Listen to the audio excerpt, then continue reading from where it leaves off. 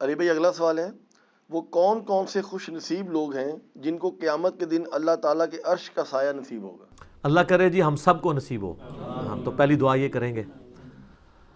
دیکھیں جی قیامت کے دن کی جو سختیاں ہیں نا، سورہ الحج کے سٹارٹ میں آتا ہے نا، اعوذ باللہ من الشیطان الرجیم بسم اللہ الرحمن الرحیم، پارہ نمبر 17 ہے نا جی. کیا سخت الفاظ ہیں قیامت کے دن کے بارے میں، اتنے سخت الفاظ اور کسی صورت میں نہیں آئے. یا ایہا الناس اتقوا ربکم، اے لوگو ڈر جاؤ اس اللہ سے، اپنے رب سے. ان زلزلۃ الساعۃ شیء عظیم، بے شک قیامت کا زلزلہ بہت بڑی چیز ہے. یوم ترونہا تذہل کل مرضعۃ عما ارضعت، وہ دن وہ ہے کہ جب ہر دودھ پلانے والی اپنے بچے کو بھول جائے گی، چاہے وہ جانور ہے انسان ہے. کتنی محبت ہوتی ہے ماں کو، اللہ فرما رہا ہے بھول جائے گی اپنے شیر خوار کو بھی. وَتَضَعُ كُلُّ ذَاتِ حَمْلٍ حَمْلَهَا، اور جتنی حاملہ ہے اس کا حمل بھی گر جائے گا. وَتَرَى النَّاسَ سُكَارَى، اور تم دیکھو گے کہ لوگ نشے کی حالت میں پھر رہے ہیں. وَمَا هُمْ بِسُكَارَى، حالانکہ وہ نشے کی حالت میں نہیں ہوں گے. وَلَكِنَّ عَذَابَ اللَّهِ شَدِيد، بلکہ اللہ کا عذاب ہی اتنا شدید ہوگا کہ آپ کو لوگ نشے میں نظر آئیں گے.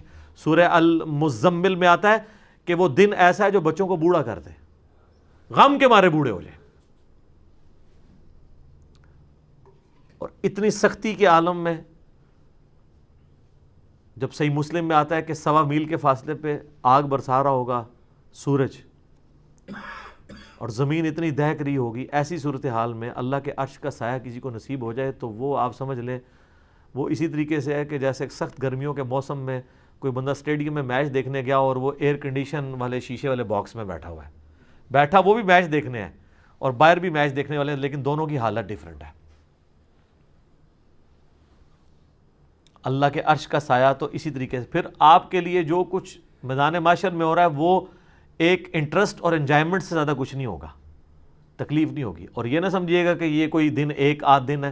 قرآن میں ہے 50,000 سال کا دن ہے سورۃ الحاقہ میں. سر دنیا کی زندگی 60-70 سال، اور وہ صرف قیامت کا دن 50,000 سال کا. ابھی وہ آخرت کا عذاب والا تو معاملہ انفینٹ باقی ہے. اگر انسان کو دنیا میں نیک زندگی گزارنے کے اوپر آخرت کے جو ایک دن ہے قیامت کا دن، اس کا ریلیف بھی مل جائے، بعد میں جنت نہ بھی دی جائے، اس کی لائف ٹائم اچیومنٹ ہے. امیجن کریں نا 50,000 سال، یہاں تو 50 منٹ نہیں کوئی عذاب برداشت کر سکتا. لوگ کہنے کو تو کہہ دیتے ہیں، لیکن اگر کسی کو فزیکلی مثال دی جائے نا کہ فجر چھوڑنے پہ اگر تمہیں ایک 10 فٹ بائی 10 فٹ کے کمرے میں بند کیا جائے جس میں 1000 کوبرا سانپ، 1000 بچھو ہوں، اور اس کمرے کا ٹیمپریچر بھی جو ہے وہ 60 ڈگری سینٹی گریڈ تک کر دیا جائے، وہ قیامت کو تو چھوڑ دیں. بخاری مسلم میں حدیث ہے کہ دنیا کی آگ سے 70 گنا زیادہ وہ تیز ہے. تو یہاں کوئی امیجن نہیں کرے گا کہ ایک کمرہ، اتنے سانپ، اتنے بچھو. اور یہ دنیا کے بچھو سانپ تو آپ مار بھی سکتے ہیں، آخرت کے تو آپ مار بھی نہیں سکتے، ان کو تو موت بھی نہیں آئے گی. ادھر آپ خود بھی اپنے آپ کو نہیں مار سکتے. ثم لا يموت فیہا ولا یحیا، نہ تو پھر زندوں میں ہوگا نہ مردوں میں. تو ایسی صورتحال میں اگر اللہ کے عرش کا سایہ نصیب ہو جائے تو بہت بڑی کامیابی ہے. بخاری اور مسلم میں حدیث ہے کہ قیامت والے دن اللہ کے سائے کے سوا کوئی سایہ نہیں ہوگا. محدثین نے اس کی تعویل کی ہے کہ اللہ کے سائے سے مراد اللہ کے عرش کا سایہ ہے. تو پھر آپ علیہ السلام نے فرمایا کہ البتہ 7 قسم کے لوگ ہیں جنہیں اللہ کے عرش کا سایہ نصیب ہوگا. پہلے نمبر پہ فرمایا عادل حکمران. سب سے مشکل کام ہی ہے سر. اس لیے میں کہتا ہوں کہ جو حکمران ہے یا چیف جسٹس ہے وہ اللہ کی کرسی پہ دنیا میں بیٹھا ہوا ہے، کیونکہ اللہ نے میزان نازل کیا ہے نا. اللہ کہتا ہے کہ میں قسط قائم کرنے والا ہوں، میں نے کتابیں نازل کی اور عدل کا ترازو اتارا ہے دنیا کے اندر کہ تم انصاف کرو. انبیاء کے آنے کا مقصد یہ ہے.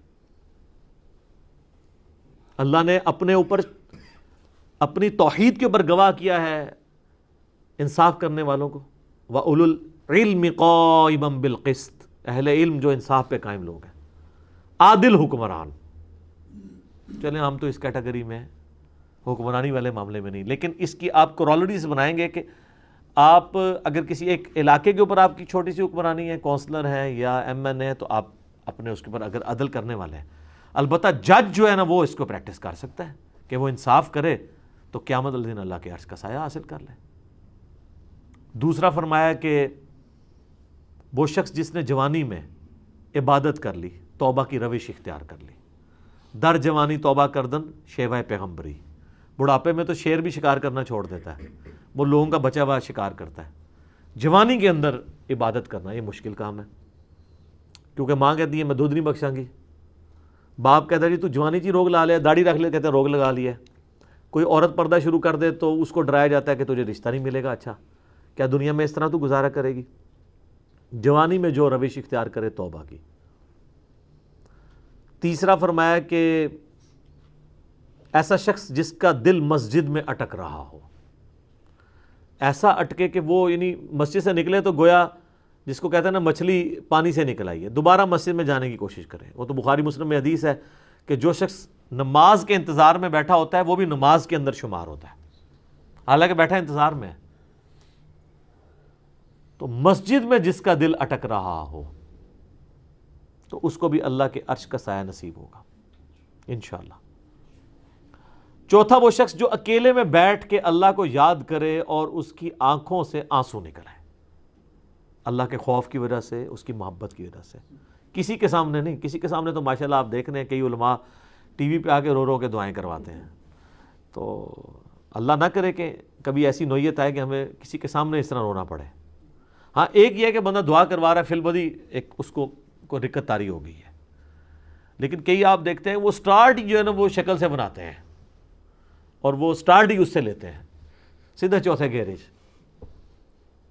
اور کئی آپ دیکھیں گے کہ ان کے آنسو نہیں نکل رہے, رو رہے ہوتے ہیں, آنسو نہیں نکل رہے ہوتے.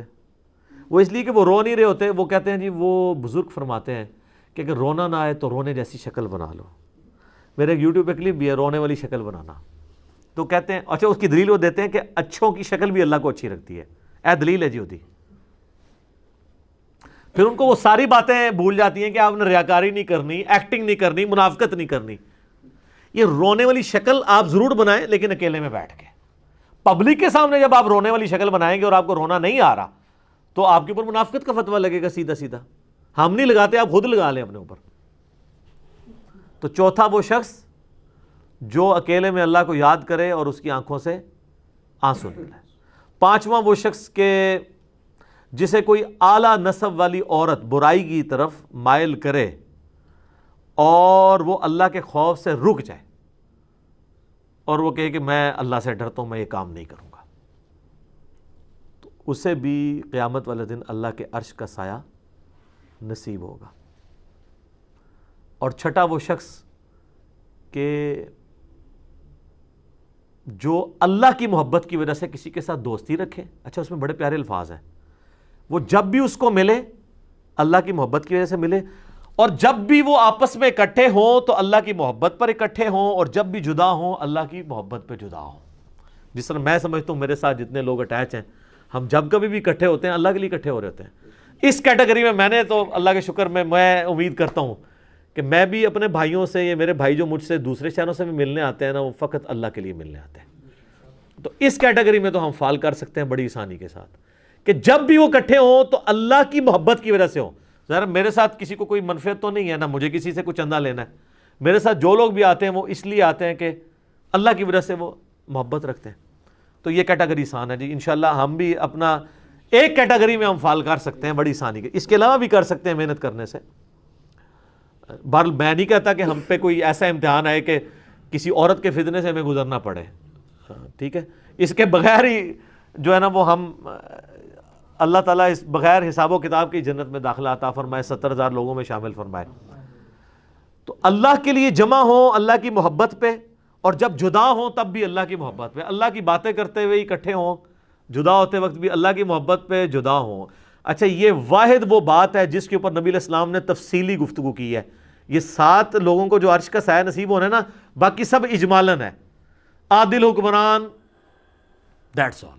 اس کی کوئی آگے تفصیلات نہیں بیان کی, ٹھیک ہے. اکیلے میں بیٹھ کے روئے, آنسو آ جائیں, کوئی تفصیلات بیان نہیں کی. یہ واحد موقع ہے جہاں آپ علیہ السلام نے ڈیٹیل بات کی کہ جو لوگ اللہ کی محبت پر اکٹھے ہوں، جب بھی ملیں تو اللہ کی محبت پہ اکٹھے ہوں، اور جب جدا ہوں تو اللہ کی محبت پہ۔ وہ تو مسلم شریف میں حدیث ہے نا کہ ایک شخص اللہ کے لیے کسی دوسرے شخص کو ملنے جا رہا تھا تو انسانی شکل میں ایک فرشتہ نازل ہوا۔ اس نے کہا کدھر جا رہے ہو؟ ان کا فلاں شخص کو ملنے۔ کیوں؟ رشتہ دار ہے؟ نہیں۔ اور کوئی منفعت؟ نہیں۔ کیوں؟ اللہ کے لیے، میں صرف اللہ کے لیے اس سے محبت کرتا ہوں۔ تو فرشتہ کہنے لگا مجھے اللہ نے بھیجا ہے کہ اس کو جا کے خوشخبری تمہیں سنا دوں کہ اللہ بھی تم سے محبت کرتا ہے۔ واہ جی واہ، کیا بات ہے! ہمارا اللہ سے محبت کرنا یہ چھوٹی چیز ہے، اللہ کا ہم سے محبت کرنا یہ بڑی چیز ہے، ٹھیک ہے؟ وہ جو مولا علی کے لیے کہتا ہوں نا، وہ جو غزوہ خیبر والی حدیث ہے بخاری مسلم کی، کل اس شخص کے ہاتھ میں جھنڈا دوں گا جو اللہ اور اس کے رسول سے محبت کرتا ہے اور اللہ اور اس کا رسول اس سے محبت کرتا ہے۔ دیکھیں اللہ رسول سے محبت کرنے والے اس وقت بھی اللہ کے فضل سے کروڑوں میں ہیں، لیکن آپ مجھے کسی ایک پہ انگلی رکھ کے کیا گارنٹی سے کہہ سکتے ہیں کہ اس سے اللہ اور اس کا رسول بھی محبت کرتا ہے؟ صرف اس نے ظن نہیں رکھ سکتے ہیں، لیکن میں کئی لوگوں کے بارے میں گارنٹی دے سکتا ہوں کہ وہ اللہ اور اس کے رسول سے محبت کرتے ہیں، واقعی کرتے ہیں، چاہے ان کے نفس میں سستی بھی ہو۔ یہ کمال نہیں ہے، کمال یہ کہ ادھر سے بھی محبت آئے، ایک طرف سے نہ محبت چلتی رہے۔ تو 6 بندے ہو گئے تھے، اور 7واں یہ ہے کہ جو دائیں ہاتھ سے صدقہ کرے اور بائیں کو خبر نہ ہو۔ اچھا یہ بھی آسان کام ہے، کوئی مشکل کام نہیں ہے، کسی بھی غریب کی مدد کی جائے۔ ابھی یہ جو کرونا کے دن چل رہے ہیں، آپ دیکھیں کئی لوگوں کے کاروبار اجڑ گئے ہیں، ان کے لیے بیسک نیڈز کو میٹ کرنا مشکل ہو گیا، تو آپ اگر ان کے لیے مدد کر سکتے ہیں۔ لیکن یہ ہے کہ اپنے اپنے رشتہ دار، اپنے اپنے جو قریبی محلے دار ہیں، ہر بندے نے اس کو دیکھنا ہے، وہ اس کی ذمہ داری ہے۔ تو اللہ کا شکر ہے، ہم تو اپنے طور پہ جہاں تک ہو سکتا ہے، جو ہمارے اللہ تعالیٰ نے جتنی وسعت دی ہے، کوشش کرتے ہیں، لوگوں کو ترغیب بھی دلاتے ہیں۔ تو یہ 7 کے 7 لوگ جو ہیں، وہ کوئی بھی ان میں سے کسی ایک کیٹیگری میں فال کر گیا تو اس سے اللہ کے عرش کا سایہ نصیب ہوگا۔ لیکن اس کے ساتھ یہ لازمی چیز ہے کہ وہ باقی معاملات کو بھی لے کے چلتا ہو۔ یہ نہیں ہے کہ وہ اللہ کی راہ میں صدقہ اور خیرات تو کر رہا ہے، نماز کوئی نہیں پڑھ رہا۔ یہ احادیث میں جتنے فضائل آتے ہیں نا، یہ اس شخص کے لیے ہوتے ہیں جس نے بیسک ڈیٹم لیول اچیو کیا ہوتا ہے۔ مثلا اگر میں آپ کو کہوں کہ آپ پاکستان میں کاروبار شروع کریں گے، اس کے لیے یہ شرائط ہیں، تو یہ انڈرسٹوڈ ہوگا کہ آپ کو جو آئین پاکستان جس چیز کا اختیار دیتا ہے اس کے اندر اگر آپ فال کر رہے ہیں۔ مثلا میں کہوں کہ ہاں آپ بینک میں اکاؤنٹ کھول سکتے ہیں، اب یہ انڈرسٹوڈ ہے کہ اگر آپ کے پاس پاکستان کا شناختی کارڈ ہے، شناختی کارڈ کے بغیر اکاؤنٹ نہیں کھلتا، ٹھیک ہے؟ یہ انڈرسٹوڈ ہے۔ اب آپ نہیں کہہ سکتے نہیں میں پاکستان کا شہری ہوں، سب کچھ ہوں، میرا اکاؤنٹ کھلنا چاہیے، نہیں، شناختی کارڈ اس کے لیے شرط ہے۔ اسی طریقے سے نماز شرط ہے مسلمان ہونے کے لیے۔ قرآن میں آیا نا، منیبین الیہ، اللہ کی طرف رجوع لانے والے بنو، وَأَقِیمُوا الصَّلَاةَ، اور نماز کو قائم رکھو، وَلَا تَکُونُوا مِنَ الْمُشْرِکِینَ، اور مشرکوں میں سے نہ ہو جاؤ۔ یعنی جو نماز نہیں پڑھتا اللہ کے نزدیک وہ کیا ہے؟ مشرک۔ اور مسلم شریف میں حدیث ہے 246 نمبر، بندے کے کفر اور اسلام، شرک اور ایمان کے درمیان فرق نماز ہے۔ لہٰذا یہ جتنی احادیث میں فضائل یا قرآن پاک میں فضائل آئے ہیں کہ آپ کو یہ کرنے کے اوپر یہ مل جائے گا، یہ مشروط ہیں کہ آپ ڈیٹم لیول کا دین پریکٹس کیے ہوئے ہیں۔ اگر آپ نے وہ نہیں کیا ہوا پھر کوئی فضیلت نہیں آپ کے لیے۔ سبحان اللہ کے اوپر 10 نیکیاں آپ کو تبھی ملنی ہے جب آپ یہ باقی کام بھی کر رہے ہیں۔ وہ کہتے ہیں نا، نہیں سبحان اللہ و بحمدی 100 دفعہ پڑھ لیں تو سمندر کی جھاگ کے برابر بھی گناہ معاف ہو جائیں گے، نماز نہ پڑھیں بے شک، اس طرح نہیں ہوگا۔ اس کو سپورٹیو مسلم شریف کی حدیث ہے، اگر کبیرہ گناہوں سے بچا جائے تو ایک جمعے سے دوسرا جمعہ، ایک رمضان سے دوسرا رمضان، اور ایک نماز سے دوسری نماز درمیان کے تمام گناہوں کا کفارہ ہے۔ یہ حضور علیہ السلام نے کلیئر کر دیا، اگر کبیرہ سے بچا جائے۔ اگر کوئی کہ جی میں ایک جمعہ پڑھ لوں اگلا جمعہ پڑھ لوں، تو حضور نے کیا کہا؟ کبیرہ گناہوں سے۔ تو نماز چھوڑنے سے بڑا کوئی کبیرہ گناہ ہے؟ شرک کے بعد دنیا میں سب سے بڑا گناہ نماز چھوڑنا ہے۔ اچھا، ایک رمضان سے دوسرا رمضان، پھر تو لوگ ہیں کہ بس رمضان میں نمازیں پڑھ لو، روزے رکھ لو، اگلے رمضان میں کر لو، بیچ والے سارے معاف، جس طرح اکثریت مسلمانوں کی ہے۔ لیکن حضور نے کہا اگر بیچ میں کوئی کبیرہ گناہ نہیں کیا، اور ایک نماز سے دوسری نماز درمیان کے گناہوں کا کفارہ ہے اگر کبائر سے بچا جائے۔ کبیرہ گناہوں کی توبہ جو ہے صرف معافی سے ہوگی، وہ آٹومیٹکلی معاف نہیں ہوتے ہیں نیکیوں کے اگینسٹ، بلکہ وہ توبہ کرنے سے، اپنی اصلاح کرنے سے معاف ہوتے ہیں۔ لہذا جتنے فضائل قرآن و حدیث میں آئے نا کہ آپ کو یہ پڑھنے سے یہ ملے گا، یہ پڑھنے سے یہ ملے گا، یا یہ 7 لوگوں کو اللہ کے عرش کا سایہ ملے گا، یہ سبجیکٹڈ ٹو وہ ساری چیزیں ہیں۔ ورنہ تو یہاں پہ لوگ کتنے دسترخوان چلا رہے ہیں اور وہی سمجھ رہے ہیں کہ ہم کچھ بھی نہ کریں، بے شک حرام کے مال سے دسترخوان چلا رہے ہیں تو ہمیں اللہ تبارک و تعالیٰ قیامت الدین اللہ کے عرش کا سایہ دے دے گا۔ نہیں۔ یا ایک بندہ کہتا ہے میں اکیلے میں بیٹھ کے اللہ کو یاد کیا اور رو دیا، پھر سال بعد جو ہے وہ ایک عید کی نماز پڑھ لی، تو مجھے اللہ کے عرش کا سایہ مل جائے گا؟ نہیں، یہ تب ملے گا جب آپ نے وہ بیسکس ساری اچیو کی ہوں گی، اور یہ انڈرسٹوڈ ہوتا ہے۔ اس سے بڑی کیا انڈرسٹوڈ چیز ہو کہ بخاری اور مسلم میں جو کتاب الایمان چیپٹر ہے، دونوں میں حدیث ہے کہ اسلام کی بنیاد 5 چیزوں پہ ہے۔ آپ مجھے بتائیں، آپ کہتے ہیں کہ میں نے ایک بلڈنگ کھڑی کی لیکن اس کی بنیاد کوئی نہیں ہے۔ ایک بلڈنگ 5 ستونوں کے اوپر کھڑی ہو، آپ کو یہ سمجھنا آسان ہوگا جس طرح آپ یہ ہاؤسنگ سکیمز میں یا بیریا ٹاؤن میں یا ڈیفنس ہاؤسنگ سکیم میں چلے جائیں تو آپ دیکھتے ہیں بڑی بڑی ٹینکیاں ہوتی ہیں، ٹھیک ہے نا۔ پرانی جو تھی نا ان کے نیچے وہ 4 5 ستون ہوتے تھے، اب تو ایک پورا ایک پلر بنایا ہوتا ہے نا۔ آپ وہ 5 ستونوں والی ایک ٹینکی ہے، آپ اس کا ایک ستون گرائیں، ویسے تو 1 کے 2 گرانے سے ہی وہ نیچے آ جائے گی، 5 کے 5 ستون آپ اس کے گرا دیں تو ٹینکی آ گئی نیچے، دھڑام سے سب کچھ ختم۔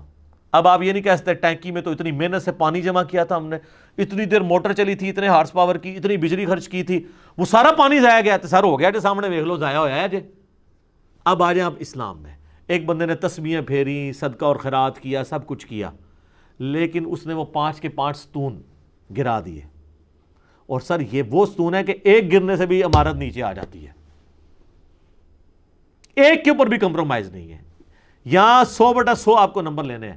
بخاری مسلم دونوں میں حدیث ہے اسلام کی بنیاد 5 چیزوں پہ ہے۔ نمبر 1 لا الہ الا اللہ محمد رسول اللہ کی گواہی دینا، نمبر 2 نماز قائم رکھنا، نمبر 3 زکوٰۃ دینا، نمبر 4 رمضان کے روزے رکھنا، ایک روایت میں نمبر 4 اللہ کی راہ میں حج کرنا اگر استطاعت ہو، اور 5ویں نمبر پہ رمضان کے روزے ہیں، اور ایک روایت میں جو ہے وہ رمضان کے روزے پہلے حج بعد میں، بل یہ 5 چیزیں، یہ 5 بنیادیں جب تک آپ پوری نہیں کریں گے اس وقت تک آپ آگے معاملہ، اور صرف ان 5 پہ بھی نہیں ہے، حقوق العباد کا بھی معاملہ الگ سے ہے۔ قرآن میں جو آیت ہے سورہ نساء میں، جو لوگ یتیموں کا مال ناحق ہڑپ کرتے ہیں اپنے پیٹوں میں دوزخ کی آگ بھر رہے ہیں۔ اب یہ نہیں ہوگا کہ وہ حاجی نمازی ہے تو حرام مال کھانے سے پیٹ میں دوزخ کی آگ نہیں جائے گی، چونکہ اس نے وہ جو ہے وہ 7 عرش کے نیچے اعمال کرنے والوں میں سے ایک عمل اس نے کر لیا ہے، سر وہ 7 کے 7 کر لے۔ دین ٹوٹل پیکج کا نام ہے، یہ پک اینڈ چوز نہیں ہے۔ اور ڈاکٹر اسرار صاحب اکثر کہا کرتے تھے نا کہ یہ ٹوٹل پیکج ہے، آپ نے اپنی مرضی کا دین نہیں لینا، ٹھیک ہے۔ تو وہ تو خیر بڑے سخت جملے بولا کرتے تھے کہ یار لینا ہے تو پورا لو، نہیں تو دفع ہو جاؤ، وہ یہ لفظ بولا کرتے تھے، اللہ کو تمہاری کوئی ضرورت نہیں ہے۔ ویسے ہے یہی ہے، دفع ہو جاؤ والی بات ہے۔ اس کو سپورٹنگ وہ چیز ہے ادخلوا فی السلم کافہ، اے اہل ایمان پورے کے پورے اسلام میں داخل ہو۔ بلکہ اللہ نے تو منافقین کی روش یہ کہی ہے کہ جب حالات سازگار ہوتے ہیں تو وہ تمہارے ساتھ چلتے ہیں، اور جب برے حالات ہوتے ہیں پیچھے ہٹ جاتے ہیں۔ سورہ الحج میں ہی آیا ہے کہ بعض لوگ ہیں وہ دین میں کنارے کنارے پہ چلنے چاہتے ہیں کہ سب کچھ ہیپی ہیپی چلتا ہو، جیسے ہی ذرا تکلیف ہو پیچھے ہو کے بیٹھ جاتے ہیں، کیونکہ تکلیف کے ساتھ معاملات کو لے کے چلنا بہت آسان ہے۔ جیسے ہی مشکل وقت، یہ تکلیف کے ساتھ معاملات کو لے کے چلنا بہت مشکل کام ہے، سوائے ان لوگوں کے لیے جن کو اللہ تعالیٰ توفیق دیتے ہیں۔ اس لیے میں کہتا ہوں اے سی والے کمروں میں، اے سی والی مسجد میں بیٹھ کے زہد و ورا کی باتیں کرنا، اور صحابہ کرام کے جناب وہ یرموک اور قادسیہ کے واقعات سنانا کہ جی وہ اتنے ان کو زخم آئے اور یہ ہوا، کیونکہ مجھے تو کوئی زخم نہیں آ رہا، مجھے تو مچھر بھی نہیں کاٹے گا، میں نے تو وہ الیکٹرک وہ لگایا ہوا ہے ادھر مچھر مارنے والا، اور اس سے پہلے اسپرے بھی کروایا ہوا ہے، تو میں ادھر بے شک کہتا رہوں، ٹھیک ہے، یہاں بیٹھ کے میں قادسیہ یرموک لڑتا رہوں، کوئی مسئلہ نہیں ہے۔ مشکل وقت میں معاملات کو لے کے چلنا یہ ذرا مشکل کام ہے، ٹھیک ہو گیا جی، جزاک اللہ۔